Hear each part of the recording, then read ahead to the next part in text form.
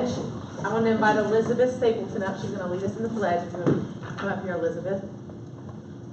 I pledge allegiance to the flag of the United States of America and to the republic for which it stands, one nation, under God, indivisible, with liberty and justice for all. Thank you, Elizabeth. Next on the agenda is the roll call. So let the minutes show that all 5 board members are present. Next is the approval of the agenda. I'll make it. First by Heather. Discussion? Is there a second? I'll make it. Second by Kyle. All in favor? Motion passes 5-0. Moving into informational items, our first thing tonight will be the spotlight report, which is Wake Up Walton. So at this time, I'll invite Elizabeth back up. And Ms. Schitzman, are you coming too, or just her? No, she can do it. Okay. Take it away, Elizabeth. Okay, so my name is Elizabeth Stapleton. I'm a senior. I am the student coordinator for Wake Up Walton this year. So just to give you a bit of perspective, we started this project 11 years ago with 12 houses and 75 volunteers. And this year we have 44 houses and 240 volunteers. We have multiple sports and clubs signed up so far. We have girls basketball, girls soccer, archery, FCA at CCLA, both senior and junior beta, along with Y Club and Drama Club. We have 3 local churches and 5 local businesses. That's pretty much it. It's next Saturday, May 4th, starts at 8 a.m. If anyone here is not signed up and wants to join a team and is already on a team, we welcome any volunteers. Everyone's welcome to come and join us on our day. Thank you. Thank you. Anybody have any questions for Elizabeth and Ms. Schitzman? I don't know. How's sponsorship go this year?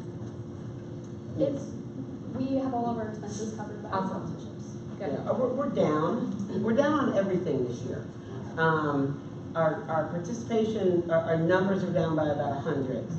I was going to say, I thought we were in the 300s last year. Yeah, we were about 350 last year, and we're almost at 250 today.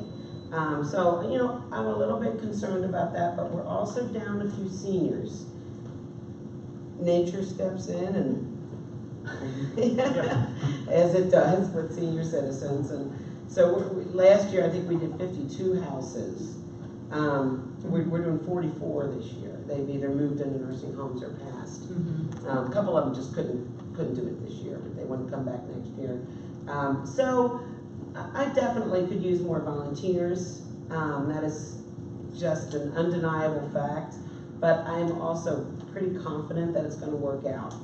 You know, in years of late, you know, when we first started doing this, we would send a team to a house and they would have to clear away 30 years worth of growth. Yeah. You know, many of you have been on teams like that. And at this point, we've done these houses so nicely now for so many years that The flowers. we just go and plant some flowers and pull a few weeds, and it seems like a lot of people are done by 10:30. So I feel a little bit more confident in giving teams 2 houses because you know, it's pretty doable. So I'm not like losing sleep over it, but I'm a little concerned. You know, there's a big track meet that day. There's a baseball game. We've got some conflicts. Derby seems to be conflicting more than we always have it on Derby Day, but it seems to be more of a thing this year than it has in the past. So it'll work. It'll be great. I'm not worried about it. I am going to start, you know, next year I'm going to start looking for another faculty member to Shadow. kind of training, because I'm probably maybe 2 years out myself, so I'm going to start looking for some Till nature. fresh meat. Can't say anything. You're fine. So that'll be the challenge, getting some other faculty members to step up. But I got my eye on a few that love this project, and I think might be willing to take it on.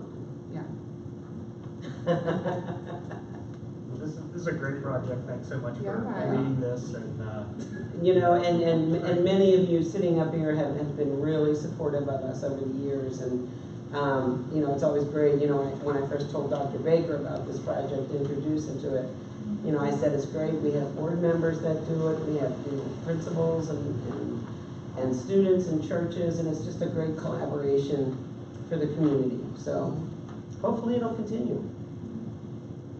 Awesome. Thank you. Okay, next moving into the principal's report. Both Rob and Luke are at an event at the elementary, the Ready Set Kindergarten event for the incoming kindergartners. So I gave them permission to not be here this evening, but they did include a principal's report in your packet, and something that I wanted to highlight from their report was this primetime reading program that they've had at the elementary for the last 6 weeks. It was a reading event where parents and students were paired with a storyteller, and the goal was to teach parents how to read more effectively with their children and not necessarily to their children. So we had 17 families that registered. On average, there were 9 families at each session. There were over 20 students, grades or ages 6 through 10, that attended. And this is the first time we've offered this event. It's offered currently in 81 counties in Kentucky, so it's something that's growing. And speaking with Rob, he thought it was very successful and plans on doing this again next year. Any questions that Dr. Baker could answer? Maybe. Okay, next, middle school.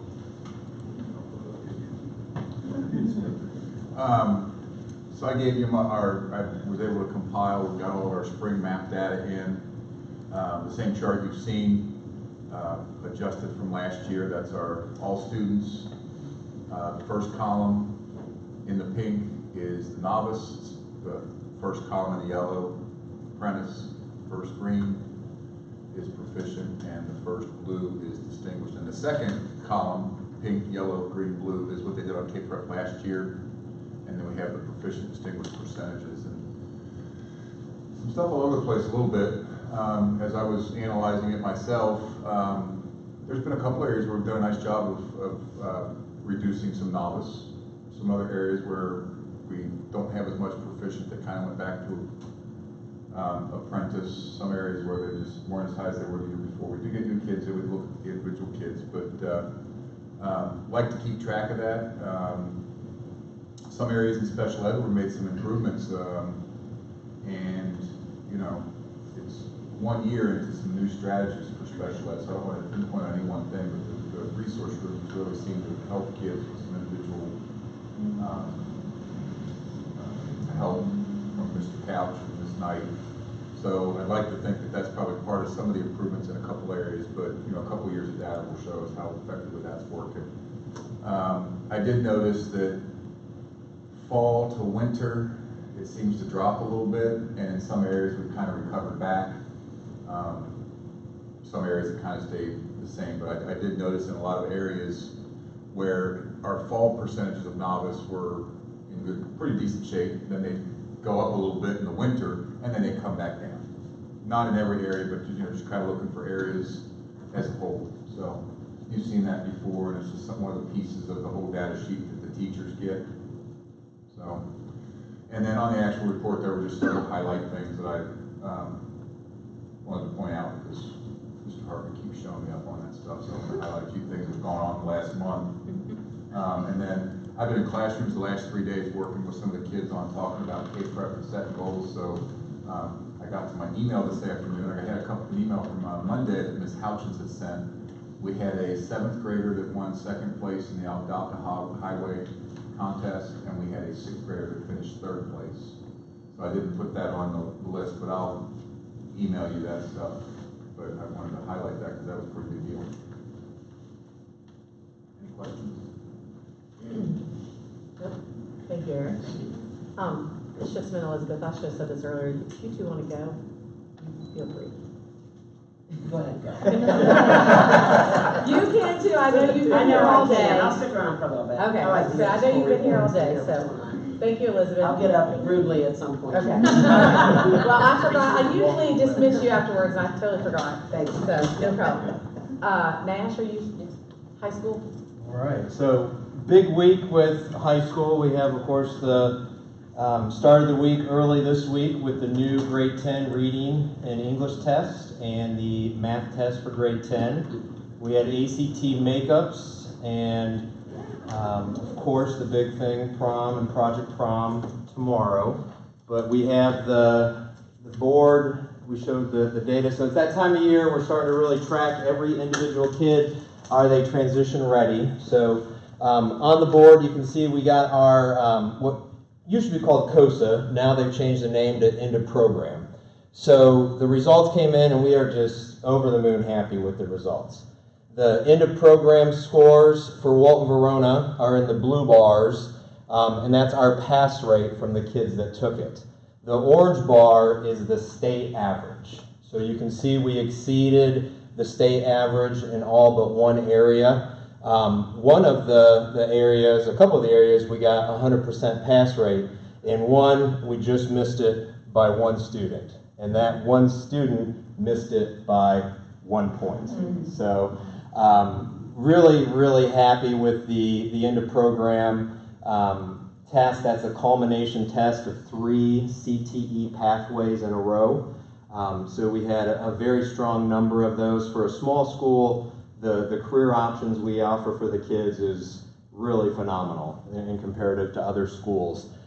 This is the exact same information, just the number of kids taking each test area. So we still have some more testing to come. I'll talk about that. But as a result, the day before these results came in, to when these results came in, we were able to get 8 more students marked as transition ready, either academic or career, and specifically this would be career ready. So we had 8 more marked because of the end of program test.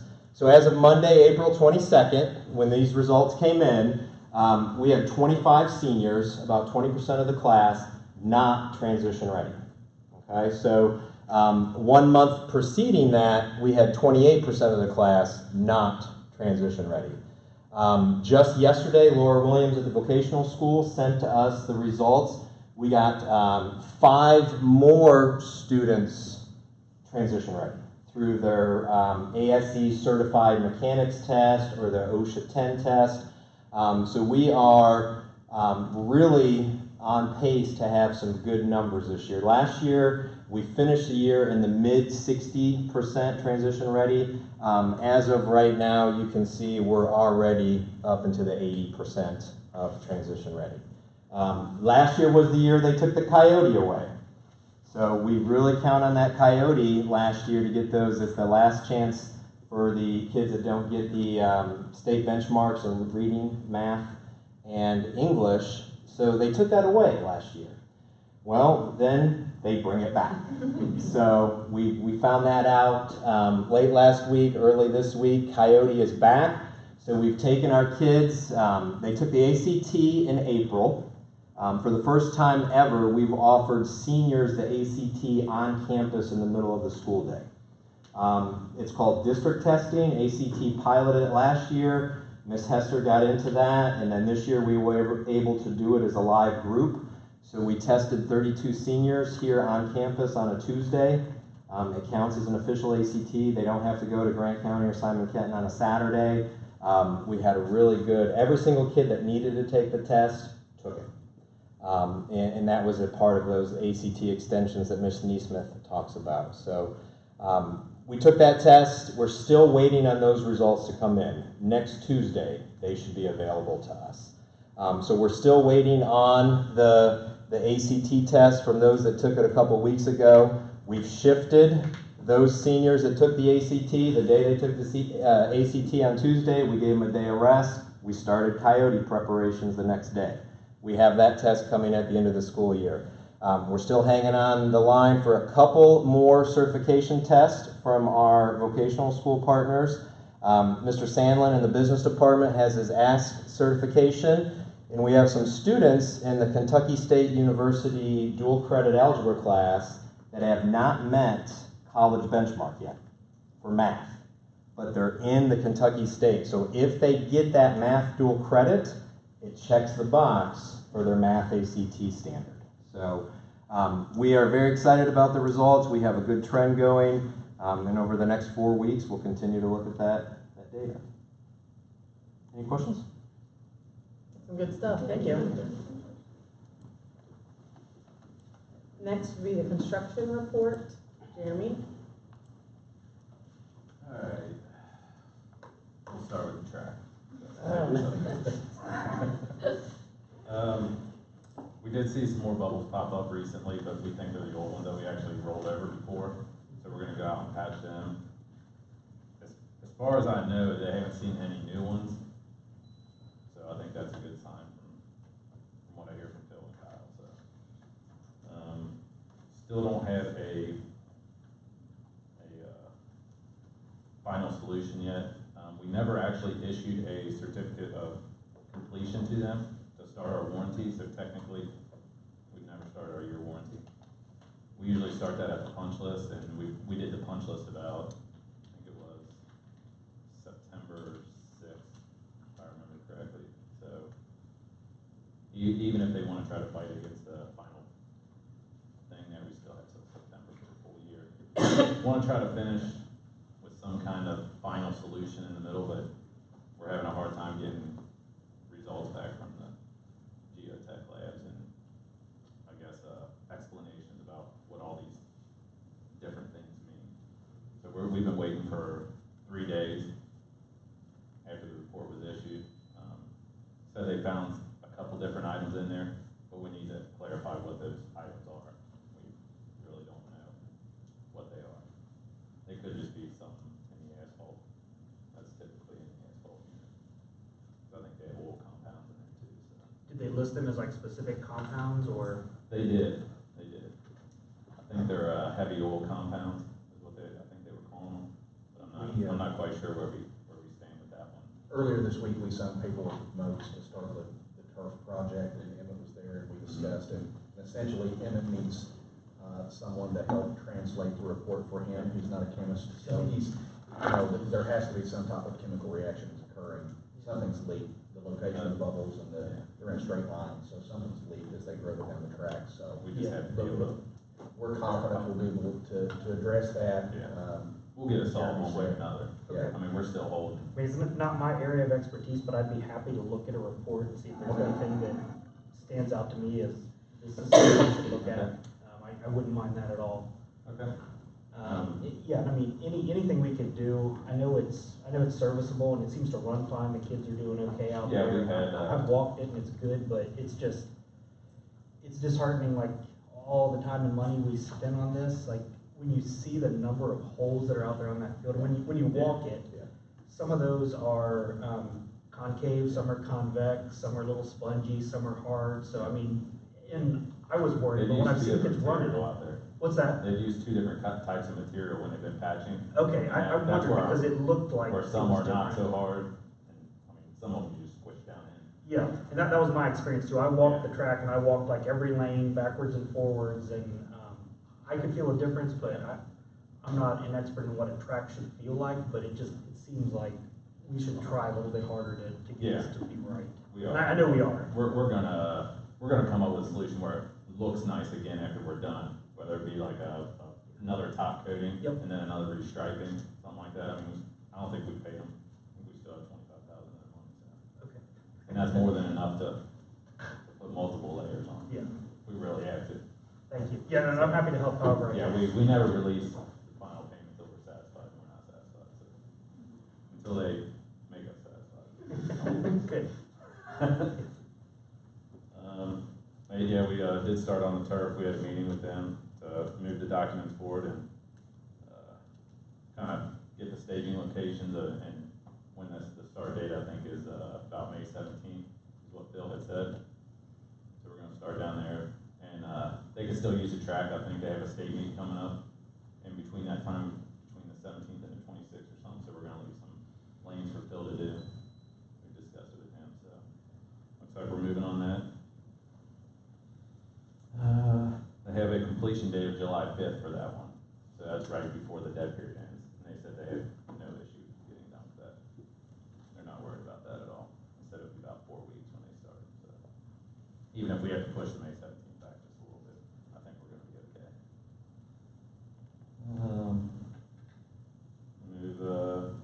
Have another paving meeting coming up to try to coordinate all of our district activities with resurfacing the entire campus, which is going to be a challenge in itself because I found out there is a lot going on this summer. A lot. Farmers markets, which we normally didn't have, I think, until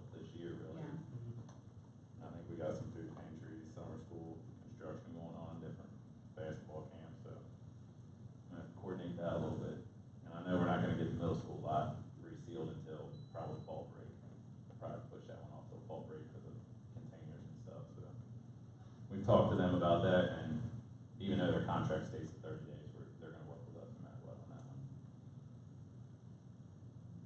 one. And then we moved to the middle school. We have, we shut the boiler down and they started ripping out all the radiators.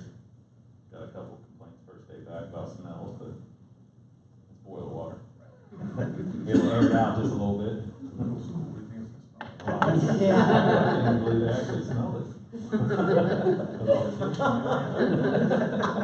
all the axe. I was surprised. You know your meals will often always smell that axe. Yeah. Better than some other smells. Yeah, you're not here when the activity bus.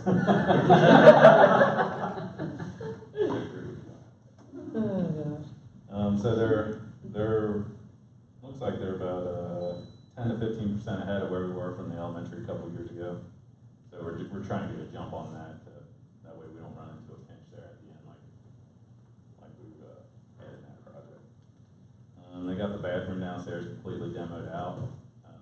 It's all rough back in, just waiting block now. So pretty far ahead. We even got the sanitation lines, as many as we could saw cut out. The boiler is mostly removed. There's still some gigantic sections down there that I had problems getting out. Because 4 guys and some equipment couldn't do it. So hopefully next week, they have a plan to come back next week and try to finish removing that so we can start some of the construction down the boiler room at that point. We got some of the units and curbs set up there. Probably saw them up there. Pretty visible. Tried to get them hidden as best as possible, but there's nowhere to hide them. They got the structural grouting and all the walls done, and lintels for cut through, so that's ahead of where they were supposed to be. Trying to push them a little bit to, I don't want to run into that problem again at the end.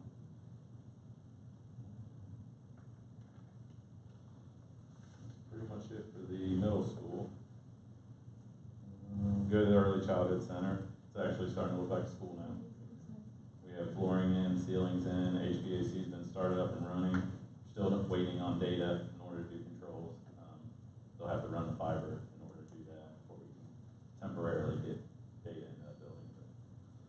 So I think the whole classroom wing is essentially done. They got the tack boards going up. The casework hasn't been put in. I think that's pretty much the last thing. They're putting up doors and hardware now. So it's that half of the building is on a finishing part now. Looks like the playground is coming along. We got about 2 weeks, and they should have all the retaining walls, all the rest of the concrete completely finished. All the drainage will be in, ready for the playground equipment to be set. I have to wait for all the drain lines before I can call them in to put their equipment in, and then we'll do the mulch ourselves. It's just going to get dropped off.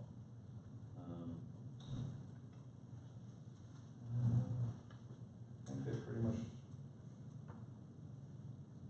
about where they're at. I think they're removing all the temporary electric because everything's should be final electric in that building now. They were supposed to remove that this week out of the board office. Haven't checked on that one, but did they move it? Okay, so they did do that. So now it's all the way in that building now. No temporary running to that. Moving along there. Yeah, hoping for mid-May. That's what I'm hoping for. Great progress, thank you. I don't know if I wanted it mid-May, because this one's really gonna start coming up. Anybody else have any other questions for Jeremy? Thank you, Jeremy. Next is the attendance enrollment report. As everyone knows, Ms. Chevalier is no longer with us. Her last day was Friday, and she will start with Jefferson County Schools on Monday as Chief of Special Education. So I'll just hit some high points. Our enrollment is steady. We're still we're around 1,700. We're at 1,698 right now, which is 45 students more than we began the school year with. So growth is continuing to be one of the defining characteristics of this district. Our attendance is holding steady. All 3 schools are over 95%, with the elementary at over 96%. So our attendance rates are still very, very good. So credit to our teachers, our principals, our parents, for getting our kids in school. Any questions? Next is other. Dr. Baker? I do have just a few things. The next few weeks obviously are very busy. Earlier this week, some of us were able to attend the Florence Rotary Club Teacher of the Year Awards, where Nikki Mahoney and Tricia Reitner were honored. And next week on the 30th are the Golden Apple Awards, where Jamie Sampson and Jackie Schaefer will receive awards as well. As Mr. Nash mentioned, tomorrow is the senior walk, and tomorrow night's prom and project prom. So it's a good time of year, but it's a really busy time of year. So. Do you have our tickets for the? You've got them in your stack of stuff. Oh, I do. There's an envelope with your name on it. It's like magic. I thought this was just graduation. Oh, Golden Apple? Oh, you don't have to. Oh, you check in. They've got your Yeah, check names in. there. Yeah. Thank you. That's it, Brian? Anything else No, about it? No? that's it. Okay. Next is audience of citizens. Are you gonna talk to me? No. We're going on like a year and you've not spoke yet. Nobody? Okay.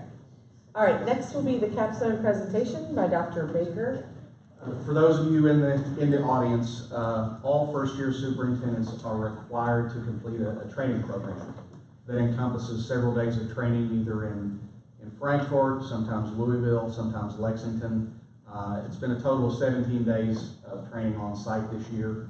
And the culmination of this year of training is a capstone presentation that all new superintendents are required to do. So this will be my capstone presentation. We'll try to keep it interesting as best we can. It's just a review of some things we've accomplished this year and largely organized according to the new superintendent standards. Would you like to click your own? Yeah, sure. No, that'd be fine. Thank you. Just a few things. I would like to thank the students and the staff of this fantastic school district. I've been blown away. I used the phrase earlier today, giving more than is expected is just kind of the way we operate around here. And my best teachers this year have been some of the staff and students of the school district. Obviously, the Board of Education, 3 of you voted to hire me. Realized that was a difficult decision, and I felt that it was on me to prove that you made the right decision. So that's something I'll never forget. April the 14th last year, I got a call from Megan about 7:30 that changed my life and changed my family forever. So I'm very grateful for that. And in working with you this year and thinking about boards of education, I've just come to admire anyone who pursues a seat on a board. On the one hand, if every vote is 5-0, then the phrase rubber stamp is used. On the other hand, if some votes are 4-1 or 3-2, then people talk about how a board can't get along. You're in a no-win situation at times. And I think in order to do what you do, it has to be a labor of love. You have to truly love the school district and want to see it continue to grow and improve. So I want to thank each of you. Obviously the community, shortly after I was hired, there was a kind of a meet and greet in the Commons, and one of the things I'll always remember that every parent that I met fell into 2 categories. They were either 3rd or 4th generation grown people, or they were people who moved here because of the school district, and every one of them told me that. And there are expectations to go along with that. But it's a wonderful community, and I'm proud to be a part of it. I've been privileged to be one of 25 new superintendents this year. I've been very impressed with some of my cohorts in that group, and certainly some organizations that have been a support all year long, beginning with KASA. The local co-op is fantastic. I've really been unfamiliar with a group of superintendents that work as closely together as the superintendents in this part of the state, and that's been another support system for me all year long. My family, they couldn't be here this evening. My wife's on midnights, and so she's headed to work here shortly.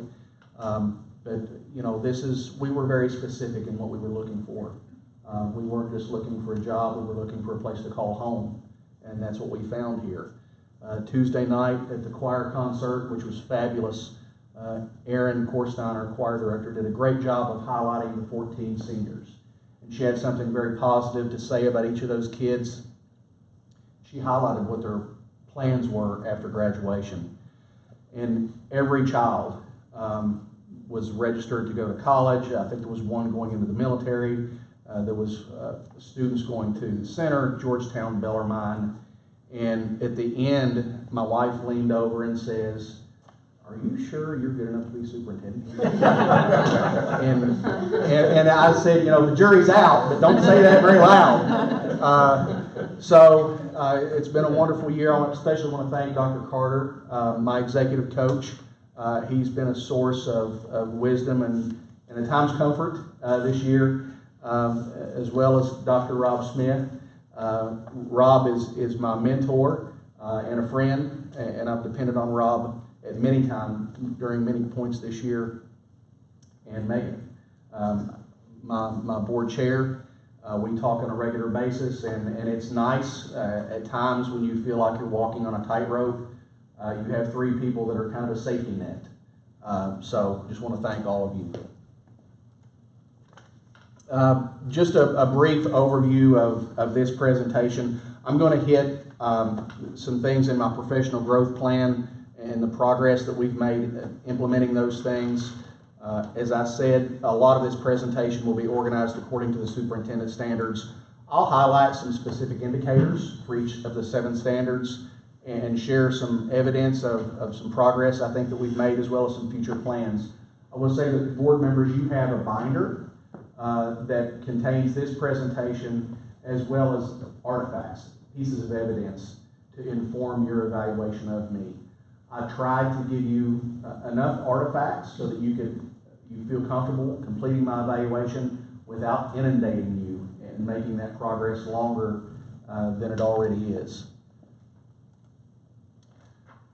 There were some things in my professional growth plan. Number 1 being strategic leadership.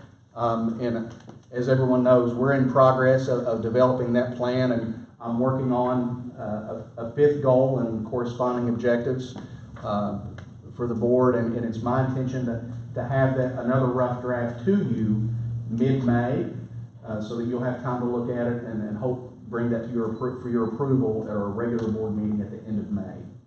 So that is in process. Instructional leadership, I've conducted coaching visits with each principal. I've been very impressed with each of the principals and their grasp on what their data looks like, on what that indicates as far as what we are doing that's working and where do we have room for improvement. Cultural leadership, probably the biggest learning curve for me because of the nature of this district and community has been the culture. When a new leader comes into a district or an organization, one of 2 things happen. The new leader brings a culture with him or her to establish and promote within that organization or district, or that new leader is assimilated into the pre-existing culture. It was very important, and I talked about this a little bit during my interview, and it's in my entry plan, that it was important for me to spend a year listening and learning, and for me to be assimilated into the pre-existing culture, because it is so strong here, and it is the foundation of everything that we do. Just some things associated with that. I had the pleasure of meeting with the president of each PTSA earlier in the year, and that's one of my goals for next year, is to work more closely with that group, specifically with some things that are going to be in our strategic plan in relation to meeting the social and emotional needs of our students as our at-risk population continues to grow. We administered several surveys this year to different employee groups and to parents. And as long as I'm superintendent here, we will survey parents every year. I think oftentimes in education, test scores are emphasized too much, and parent satisfaction is not emphasized enough. So we're going to ask our parents every year, were you satisfied with the services we provided your child this year? Human resource leadership. I've talked a lot about challenges and opportunities this year, and within every challenge lies an opportunity. We had two very knowledgeable, valuable folks leave our central office last summer, and we made replacements there, and now Kim has left us, and we will replace that position. And that has certainly been a challenge because a lot of knowledge, experience, expertise has left this district, but it's also an opportunity. I think most new superintendents in the state would relish the opportunity to hire their own central office staffs. It's like a head coach getting to hire their assistant coaches. So that has been a challenge, but it's also presented us with some opportunities. But in that reorganization and hiring those positions, our goal has been maintaining support for our schools, for our teachers, and for our kids. That's the purpose of the district office. Managerial leadership, because of all the construction that we have going on in this district. That is critical here, and I will never forget my first day on the job. Carrie took me down to the basement of central office, and there was an entire wall of blueprints, and Carrie's exact words were, "We're always under construction or renovation. We're either doing it or we're planning it," and she was exactly right. So again, and that gets back to the growth issue. It's a defining characteristic of our district, and how we manage that growth is going to continue to help us maintain our standard of excellence. Collaborative leadership, we've done some things there as far as meeting with city council, and we had a great joint, we were able to host a city council meeting recently to honor some of our student athletes recently, and that was a great night. Influential leadership, it's very important that I communicate with the board on a regular basis so that we can stay pointed in the same direction. Two of the goals of leadership, I think, are stability and clarity. So it's important that we speak with one voice and we're all pointed in the same direction, even though we may disagree at times. It's important that we have a healthy dialogue. So just some things that we've worked on this year. Standard 1, again, talks about strategic leadership and creating conditions that essentially make it possible for adults and children to be successful. Some things that we've specifically been working on associated with Standard 1 are just working with the local board. We have to respect each other's roles, and I want to thank the board. The board has been very respectful that it is my role to manage the daily operations of the district, and I need to repay that by being respectful that it is the board's authority to approve the budget, to, for example, approve salary scales, speak through your board policies, things like that. So that's critical. Facilitating collaborative development and implementation of a strategic plan, again, that is in process, and I hope to have that to you at the end of May. Determining financial priorities, and that goes along with that strategic plan because, as you know, there are some things in our strategic plan that cost money, and that is a challenge, as well as maintaining healthy contingency. So that is one of the advantages, one of the opportunities that we have with our growth. When we have new construction, new homes being built in our district, our local revenue will increase. Now, our SEEK funding will go down a degree because of that, but we will have new revenue, and that will enable us to do some wonderful things for our district and our kids. Facilitate the establishment of high academic goals. That already exists in this district, obviously. It is my role to make sure that it stays that way.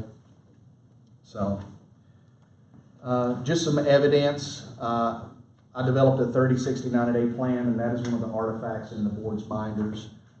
Just communicating with all stakeholders and some of the surveys I mentioned earlier.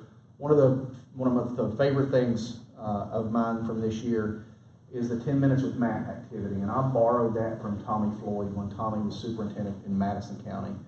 Spending 10 minutes, and often it turned into 15 or 20 minutes with our teachers and a lot of our classified staff. That was a wonderful learning opportunity for me, and it helped me have a better understanding of the dynamics and the culture in this district. I mentioned on social media that we're going to have another activity called Mornings with Matt. It's my intention about once a month on a Saturday morning to be at a local restaurant, and we'll announce that, and I'll be there from 8 to 10 having a cup of coffee. If somebody in the community wants to come and speak with me, I want that to be on a neutral location. I don't want to ask them to come into the school. So we'll plan that and publicize that for the community, just to maintain that healthy dialogue. That's important that I maintain that ongoing dialogue with the community. I think we've been successful at creating a good working relationship. Again, that's based on trust and mutual respect. Determining financial priorities, again, that's something that falls right out of our strategic plan, as well as facilitating the implementation of laws, policies, and procedures. I've talked a little bit about the fact that we don't have board procedures, and my opinion, that's something we need. So that'll be an emphasis of mine next year, and every month you will see a chapter, beginning with chapter 1, obviously, procedures that we'll ask you to review, so that, and those procedures will help us implement the board policies. Standard 2, this is a little bit of a different issue in this district because our academic program, our instructional program is so strong.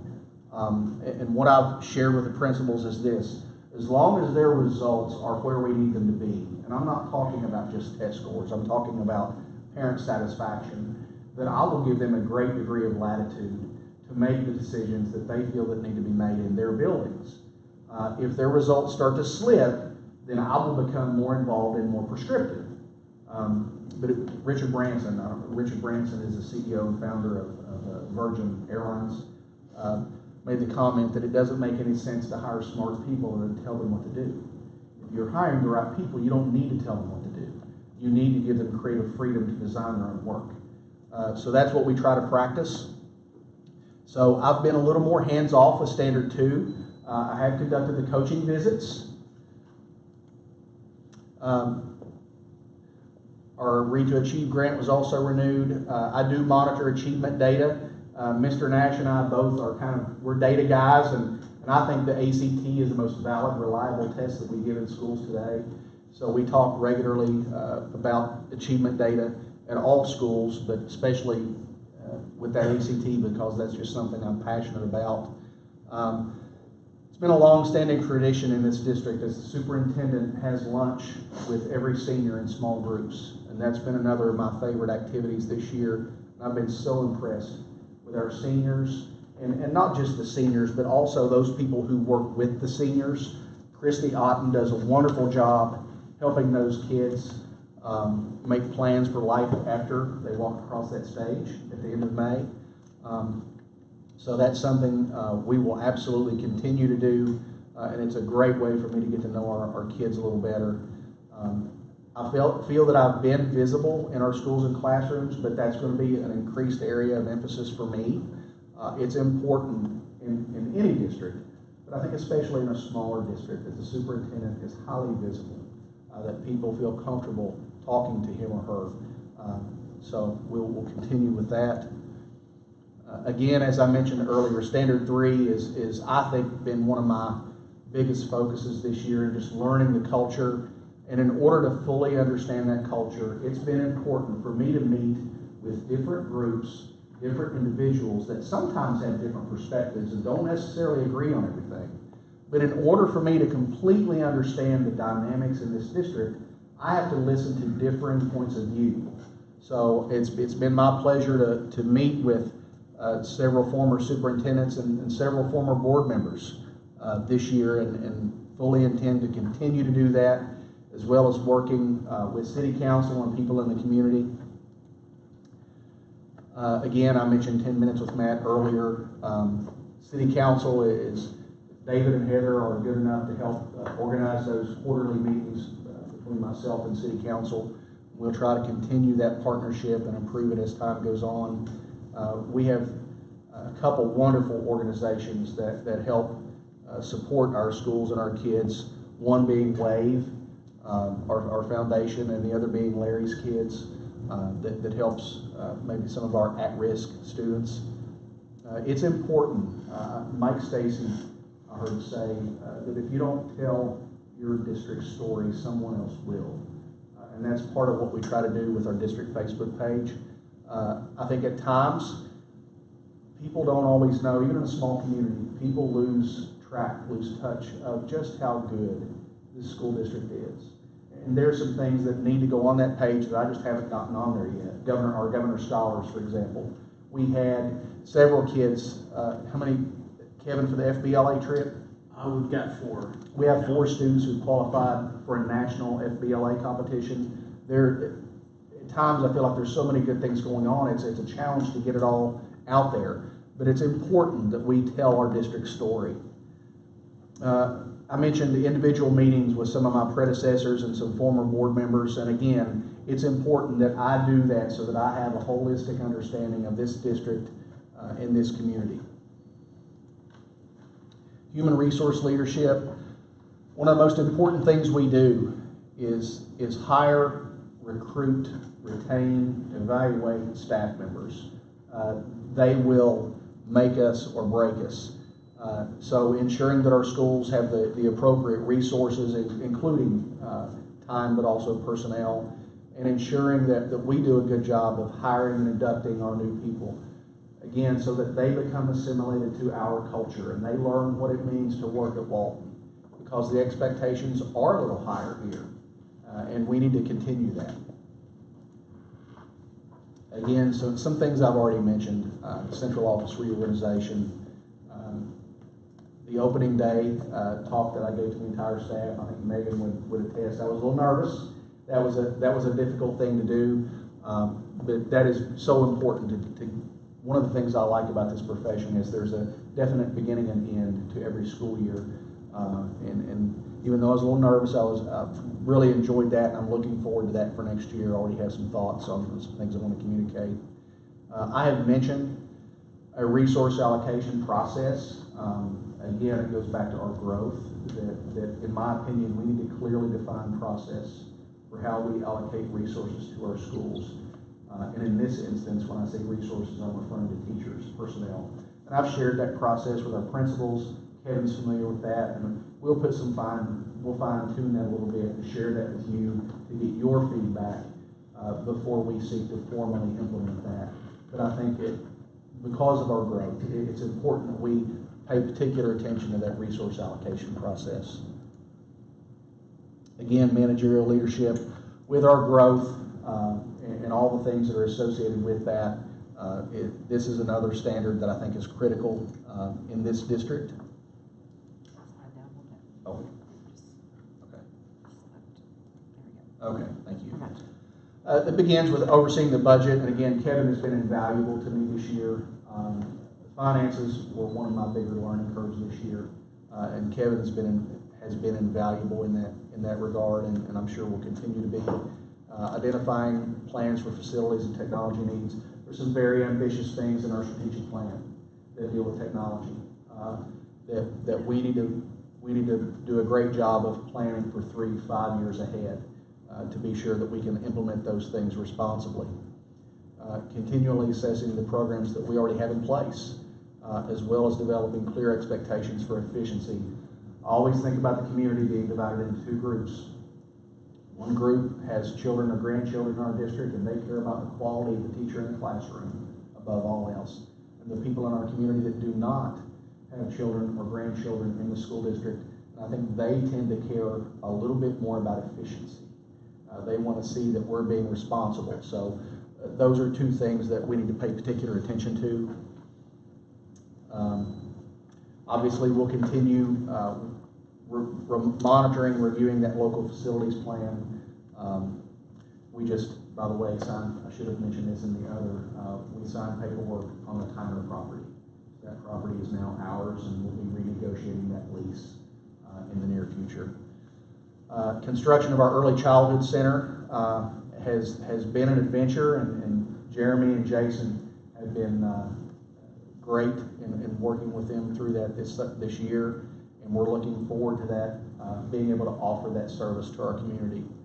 And the impending, or the current, I should say, renovation of our middle school, something that was needed. And one of the things with our facilities, I think, is that our custodians do such a great job of maintaining our facilities. You forget how old some of our facilities are.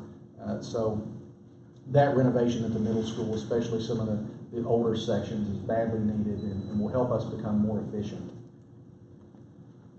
Collaborative leadership. it's important that we continue to work together, that this is bigger than any one person, and that certainly includes a superintendent.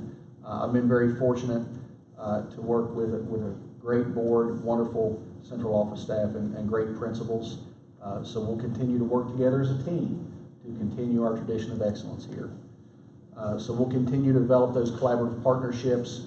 One of the things I would like to see as an outgrowth of our strategic plan is increasing the number of partnerships we have with external organizations to help meet the social and emotional needs of our at-risk kids. So I'll work with Chad, our school psychologist, to help improve the services we're providing to our at-risk kids, as well as increasing partnerships with community colleges, universities. We're blessed to be in such close proximity to Gateway, to Northern, to UC. So we need to continually tap into that, as well as pursuing any partnerships that help us reduce barriers for our kids. It was my pleasure to attend an education advocacy day in Frankfurt with Rob, with Kathy Burkhart, superintendent at Erlanger, as well as Amy Razor, our co-op director. And that was an eye-opening experience. It's difficult for me to wrap my head around the fact that it's part of my role to influence policy at the state level. It's a little disconcerting, to be honest with you. And my focus this year has been on learning the district. But as I grow in this role, I hope to take a more active role in influencing policy decisions. I've had the pleasure of meeting with Commissioner Lewis a couple different times, as well as some things I previously mentioned with City Council, Larry's Kids and Wave, as well as Wake Up Walton, something I'm really looking forward to. Last, influential leadership. I had all of our principals and all of our administrators take an assessment very early on called the Strengths Finder Assessment. And it helps you identify 5 core areas where you have areas of strength or talent. And I think it's important that people work within their areas of talent. It's where they're most effective. 3 of my top 5 themes on that assessment fall in the influential category. And John Maxwell says, leadership is influence, nothing more, nothing less. So I'll try to live in this area quite a bit, but it's important that I have a basic understanding of the community, the culture here, those informal lines of influence that exist in every community.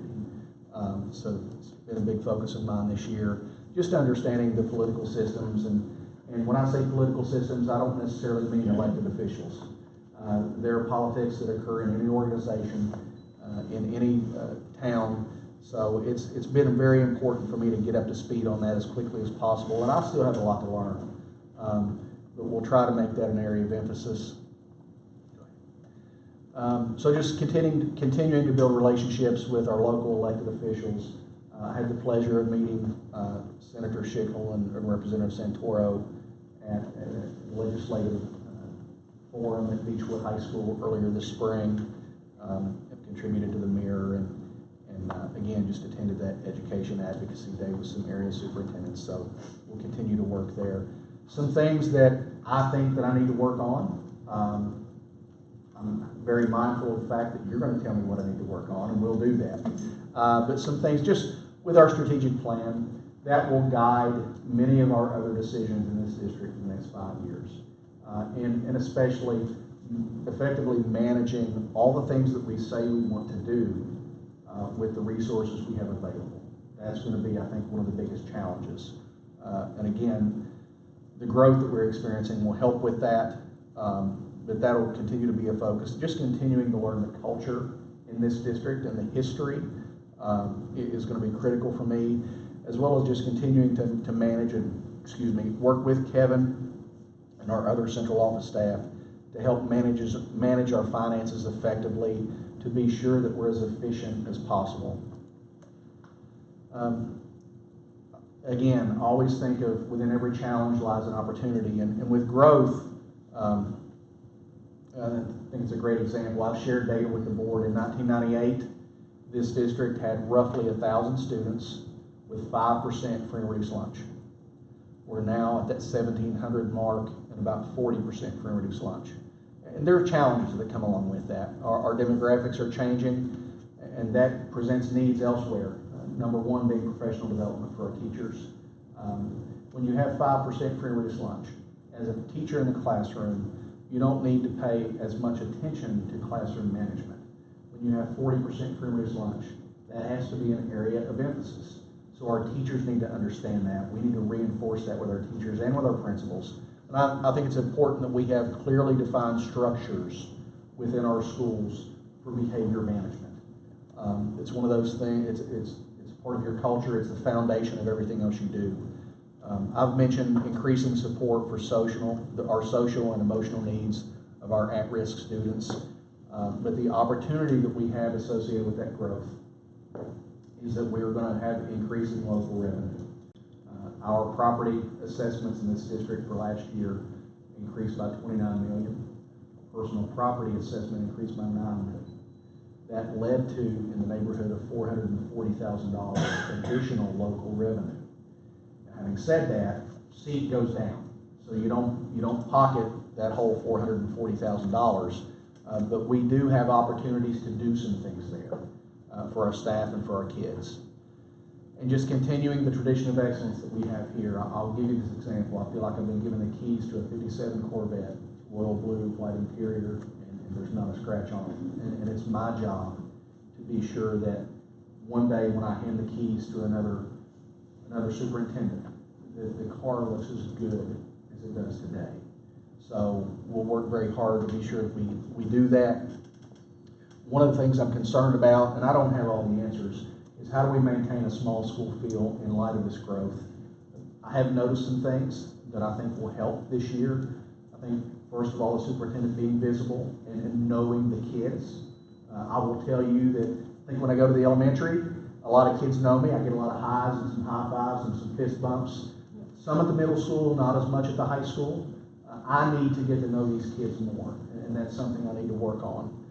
So those personal relationships are so important. Maintaining the highest quality staff.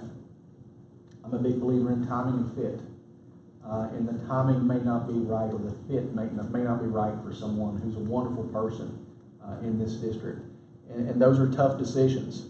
But we all need to stay on the same page about when we allow someone to stay in this district, we're making a 20 to 25 year commitment. And we're essentially saying that we're okay with our child and our grandchild to be in that person's classroom, that those teachers in the classroom and our staff will make us or break us. So we have to be very intentional about that. Employee engagement, people use the term engagement and involvement interchangeably, and those are two very different things. You can be involved but not engaged. You can't be engaged unless you're involved first. Engagement, to me, means an emotional attachment. People are emotionally attached to this district. When we gave out the Christmas gifts, the Yeti cups, I can't tell you how many emails I got that use the word pride. I'll use this with pride. People are proud to work here, and we need to keep it that way. It needs to mean something. It's not just a job. An old basketball coach, Jimmy V, said, "You haven't really lived until you've been a part of something larger than yourself." I feel that here. If you could bottle it and sell it, we could do a lot. But that engagement, and not just from our employees, but from the community, that community involvement is going to continue to be critical as we move forward. So those are just some broad strokes. From me, I want to thank everyone, especially the administrators, the people that I work with every day in the board. This is the best job I've ever had. And I really enjoy being a high school principal most days.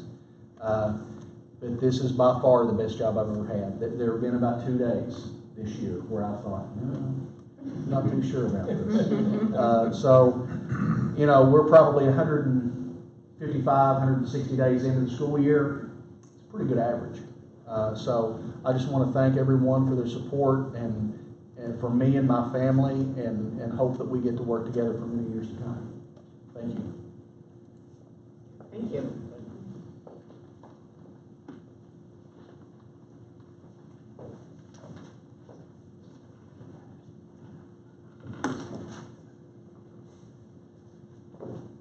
John. Okay, next we're going to move on into recommended board motions. First is the approval of the minutes. I'll make it. First by David. Any discussion or questions? Is there a second? I'll make it. Second by Kyle. All in favor? Motion passes 5-0. Next is approve the treasurer's report. I'll make it. First by Heather. Discussion or questions? Is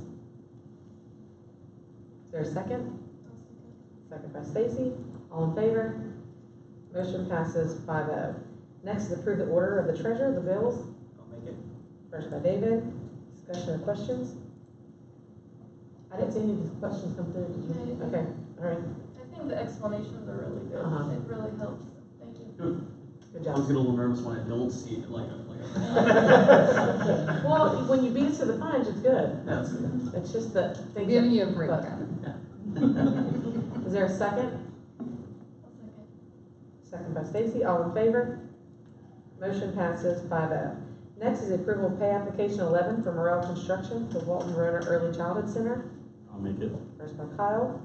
Discussions or questions? Is there a second? I'll second. Second by Stacy. All in favor? Motion passes 5-0.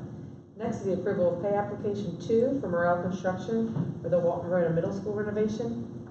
I'll make it. First by Heather. Discussions or questions? Is there a second? I'll make it. David. All in favor? Motion passes 5-0. Next is the approval for a job description for the Director of Pupil Personnel. Make it. First by David. Discussion or questions? So just a quick question, and maybe it's just because I don't really know. So Director of Pupil Personnel, really looking at it, this is kind of basically what Kim did. So it's basically the same job, just without the title. Or is there something different between? There will be, after, hopefully, Okay. create the position tonight, we'll post the job tomorrow, we'll do interviews and make that hire at the end of May. Depending, whoever gets the job, depending on their talents, expertise, experience, there will be additional duties Okay. at the district level that are assigned to this person. The core job will be Director of Pupil Personnel. Okay. One of the main differences being Ms. Chevalier as an assistant superintendent was Right. compensated at the 1.81 rate. This position will be compensated at the 1.74 rate. So, depending on rank and experience, it has the potential to be a less expensive position, depending on rank and experience. Right. But the core of that job will be Okay. Director of Pupil Personnel. Okay. But there will be additional duties. Okay, thank you. Any other questions? Comments? Is there a second? I'll make it. Second by Kyle. All in favor? Motion passes 5-0. Next is approval of the addition of a Director of Pupil Personnel. I'll make it. First by David. Discussions or questions? Is there a second? Second by Stacy. All in favor? Motion passes 5-0. Next is the approval of intent to participate in the NKCES for 2019-2020. I'll make it. First by Heather. Discussion or questions? Is there a second? I'll make it. Second by Kyle. All in favor? Motion passes 5-0. Next is the approval to participate in the NKCES English Language Program. I'll make it. First by Heather. Discussion or questions? Is there a second? Second by Stacy. All in favor? Motion passes 5-0. Next is the approval of independent auditor's contract for the fiscal year 2018-2019. I'll make it. First by David. Discussion or questions? Is there a second? I'll make it. Second by Kyle. All in favor? Motion passes 5-0. It is coming in. Next is the approval of the 2018-2020 District Code of Conduct. I'll make it. First by Heather. Discussion or questions? I have some questions. Me too. Okay. I already know mine, so I'll go ahead and answer. Yeah, go ahead. One of mine was under the tobacco policy. I don't have the page, I forgot to write it down. But it mentions, the tobacco, it mentions the vape, but it does not mention the main problem in today's teenage world, the jewels. It says other things. Well, I kind of feel like jewels need to be in there. And then other items or whatever. But jewels is what I think Adam deals with a lot. I think Jules is vape. No, it's not a vape. It's different. It's different. Two different things. thing? It's a USB looking, Yeah. but it's different though. It's not the same. It's got the little pins and now they can hide them in their sleeves. It's not that big honking thing. Right, I thought it still fell under the. It's another alternative nicotine product. So Yeah, right, We're just right. asking to specifically. I think we should mention specifically what- say that Say that's the vaping. main problem that we're facing in the classrooms in the Oh, school yeah. versus the, And I, Eric, yeah, go ahead. Troy was talking, and he's right, I mean, Juul is a name brand Right, product. but It it's falls- different. That vape thing is Yeah, this big and they all this function big, under the same type of idea. right? The Juul is just a more modern, would be kind of like the iPhone 6 compared now to the iPhone 27 or whatever they have. Right, that's what I thought. But Juul is a, 27, yeah, Juul is a name brand and it's a vape type product, so I think for us, it kind of falls in the same thing, but I'm just kind of offering what we're talking about here. So you put Juul in there, and then 3 weeks from now, the next hot new thing comes out. Like it's Juul this X. technology. Right. Yeah. Joy. But I understand what you're saying. I agree with you completely. These are the data standards Right. from KDE, Right. copied direct from the. Right. But don't you think that we deal with those more than anything? Oh, 90 to Yeah. 9 to 10. I stepped on one in the parking lot today. Yeah, It looks like a USB. yeah, it looks like USB. So, which is, even though it's named something different, it looks, Different. I mean, it looks completely different. Yes, because the vape things are big and you can't really hide them as well. And now they're making apparel that hides it for the children in their sleeves and in their, inside their hoodies and that kind of stuff. Update this every year. Yes. Yeah. Okay, so I think for a year, I mean, see how it goes. You can always pick it up. Maybe we can put, for example, Yeah.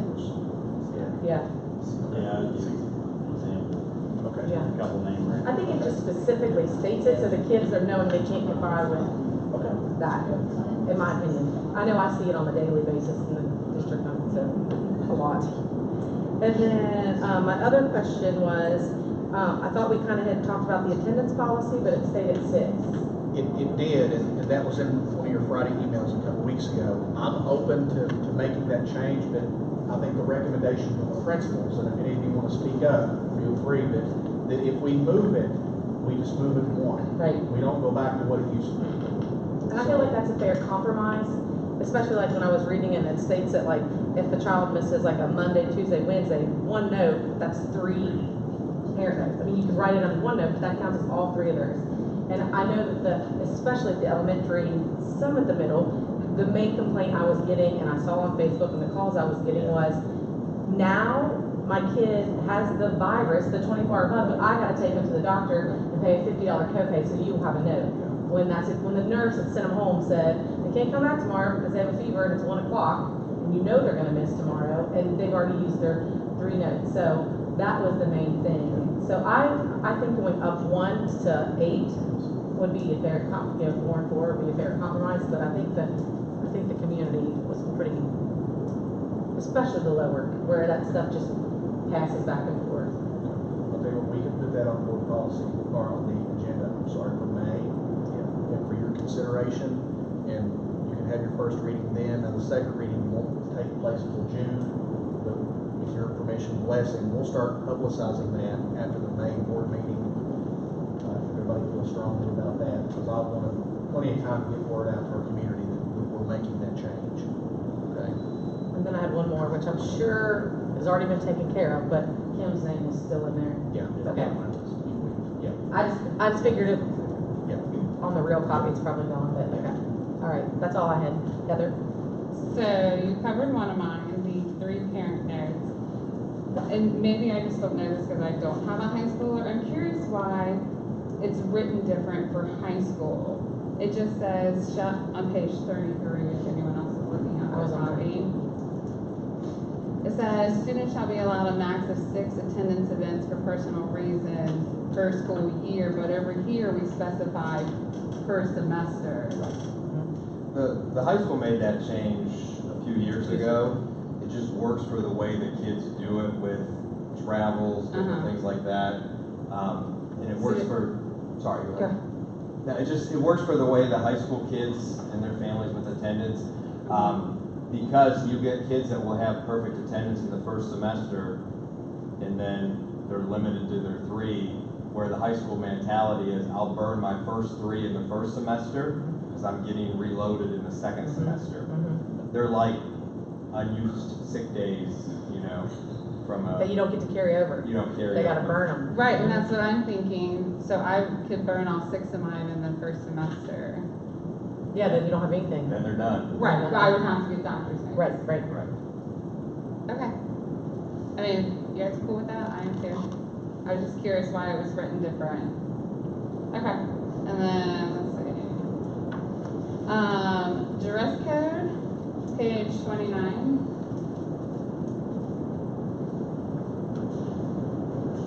So I just wanted some clarification about the no shorter than a fingertip length all the way around the leg. That's standing, doing the arm thing? Okay, just wanted to make sure.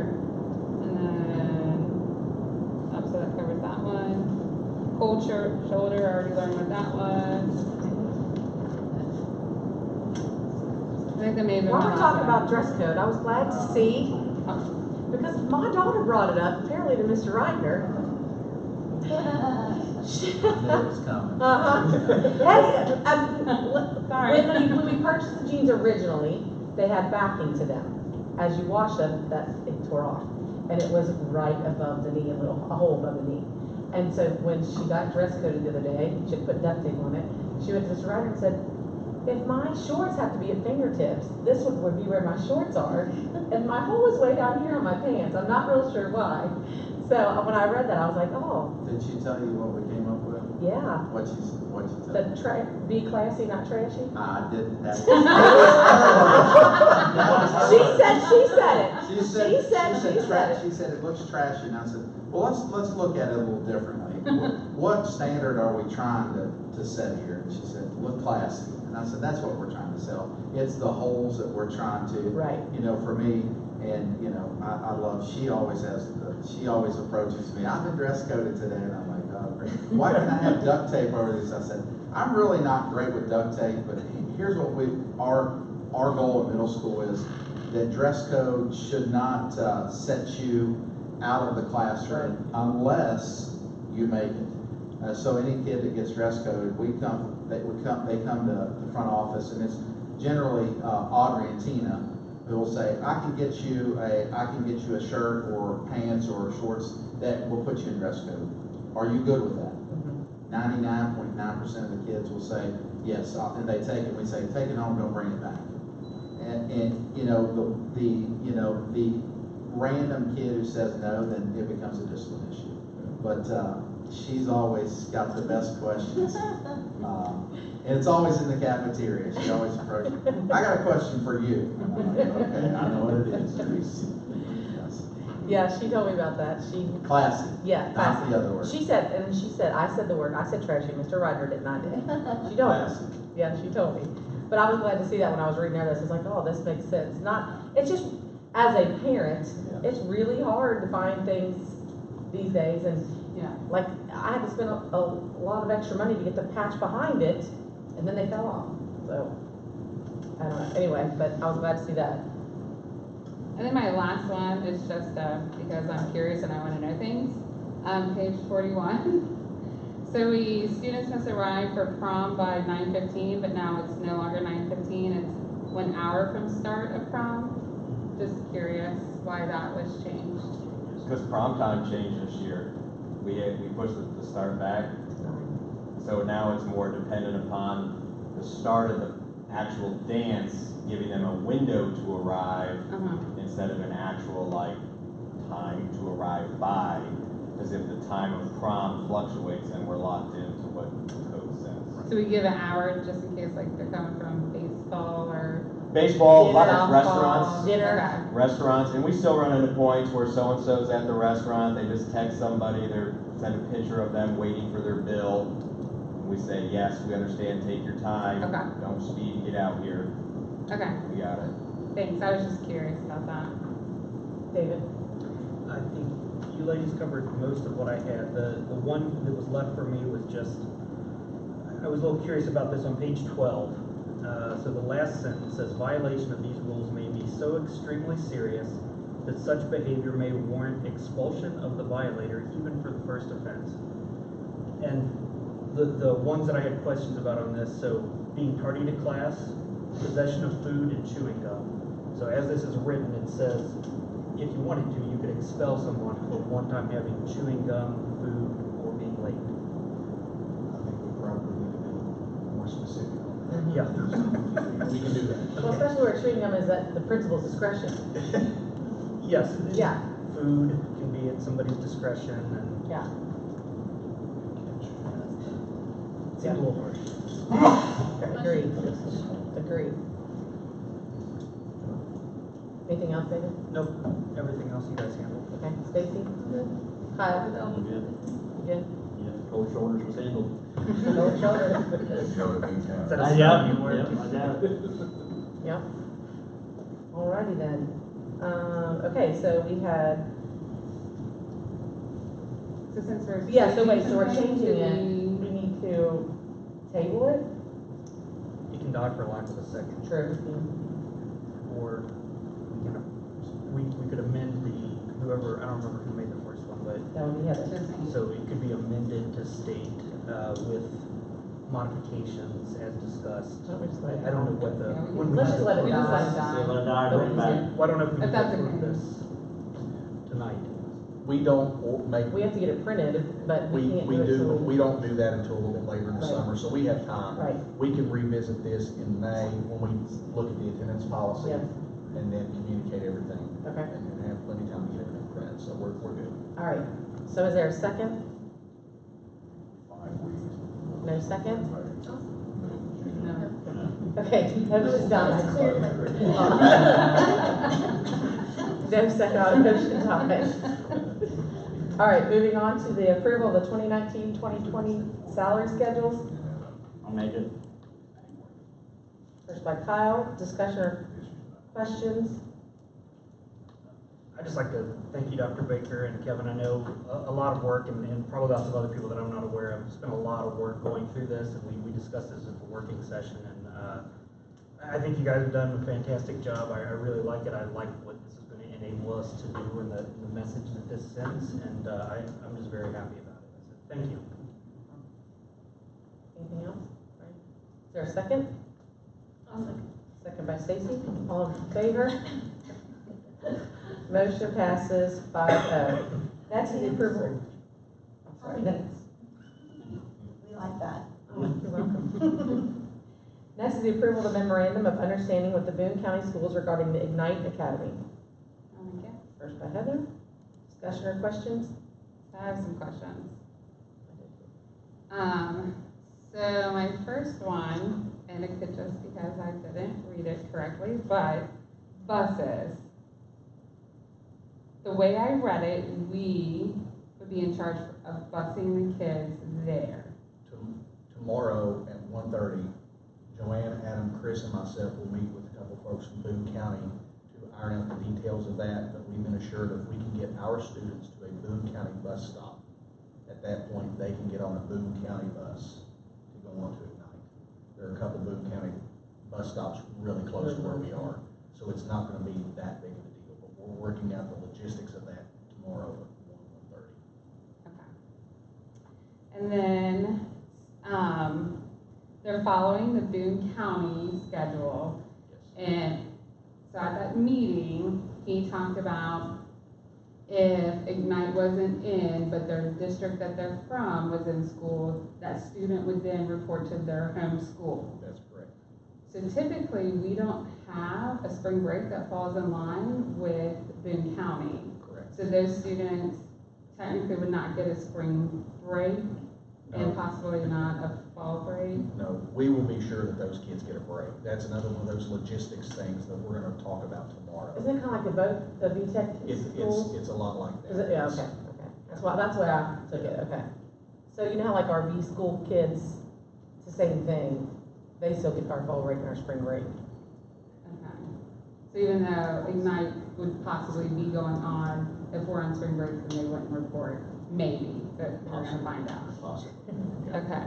And then, do we know how many students at this time? And can you share that? There are 11 students from Lawton who have been accepted. That is far and away the largest number in the area. They've had more interest from our district than any other.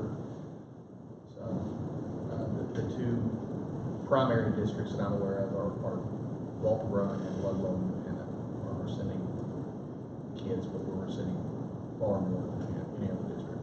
And then for those 11, we provide $4,000 per student. This memorandum of understanding stipulates that we will release the SEEK funding, that's approximately $4,000 per student to the Boone County School District.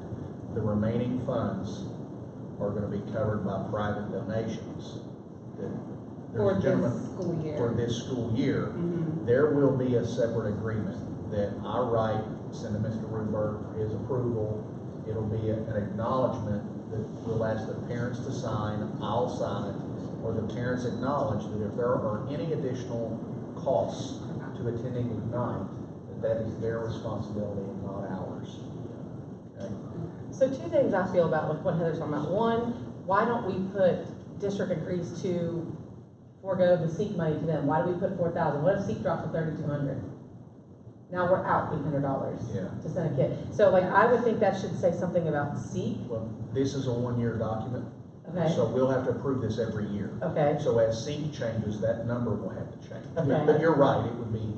I think that number was approved, it's in the biennial budget for the state, so Okay. I think that's locked in We're for okay this for next next year. year. Okay. Yeah. All right.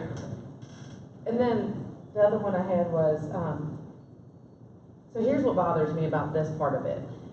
The business partnership will provide an additional $4,000 per year for the operational expenses. So you get a kid as a freshman who is accepted, goes, then all of a sudden, next year we don't have that donor or whatever, and now that family's gotta come up with $4,000 because we're not gonna pay anymore. And then that kid is all excited, goes over, is making great strides. I mean, I know that's a chance that parents are gonna have to take, and don't get me wrong. I guess I would feel, and maybe I'm just living in a fantasy world, like I would feel better like if they could say for the next 4 years while that child's there. That's been a topic of discussion on the advisory board. And my comment was, they're looking at this in a 1 or 2 year increment. And my comment was, we need to look at this as a 4-year commitment to these kids. Right. The money just is not there yet And I to get make that. that commitment. But if you approve this memorandum, MOU, when I meet with parents and ask for their signature on that agreement, that will be a bullet on that document where the parents understand that if that funding dries up, that they may be faced with either coming up with that $4,000 or coming back here. Okay, so my next question would be, and you can find this out, I'm not expecting you to know, but so this, let's say a year or two into this, that funding does dry up, and it is that parent's responsibility, and obviously this child's been there 2 years and wants to continue because of what it's. Sure. Is there a payment plan? That I could have just write you a check for $4,000 tomorrow if I wanted my kid to continue.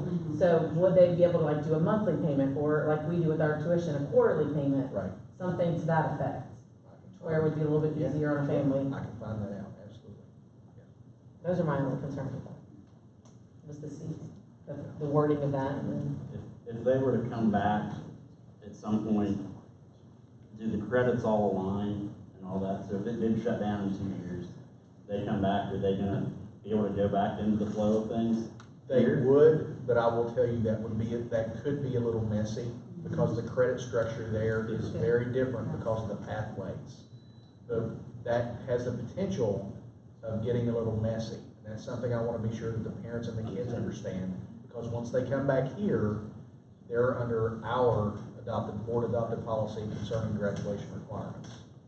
I don't know to be 100% sure what I'm about to say, but I think we could find out. The iLead Academy, which is Carrollton, Gallatin, Trimble, and all them, some of those kids have come back, like went their first or year or two, and have come back to Gallatin. So maybe we could see how we could reach out and see how they structured it, because I think iLead is very similar to Ignite. Okay. So we could reach out to some of them. See, I mean, I don't know, but I know that several kids have come back that do it, so they might know. I just have one more. Just, I don't like the way that's written in here that, by giving, like if we want to pull out of it, if we want to terminate, we have to notify them 1 full school year. I mean, if next year we have 50 students that's interested and possibly get accepted, I mean, that's a lot of money. I mean, maybe just say half a school year, lower it down some, because I mean, we don't know now if we're gonna participate next year. Right. So I mean, we're kind of locking ourselves into not just the 1920, the 2021 school year for Ignite as well. What I can do is, at our meeting tomorrow at 1:30, it's Jerry Gell's the principal and somebody from Yeah. their central office. I can clarify some things, that being one of them, and possibility of an installment plan for parents, and include that in your email tomorrow. So you'll know tomorrow. How many children are they, like, expecting total? Like, what are we looking at overall? Overall, I'm gonna say close to 1,000 kids, because the Kenton County's academies are morphing into this. So it's a big Oh, facility. so like Summit View Academy in them, or? If it's one of the Kenton County academies, No, like they're, certified medical. they're being, Oh, they're okay. being discontinued, and those kids will be going to Ignite. Oh, okay. They can go to Ignite if they choose to do so. I can arrange a tour for all of you if you're interested. It's a very impressive facility. It's kind of an exciting thing for the region. So if you're interested, we can arrange that. I think it's a wonderful thing. It is. Anything else? No, That's Kyle. Dave? Stacy? Okay. Is there a second? I'll make it. Second by David. All in favor? Motion passes 5-0. And the best one of the night, adjournment, I'll make it. first by Kyle. Discussions or questions?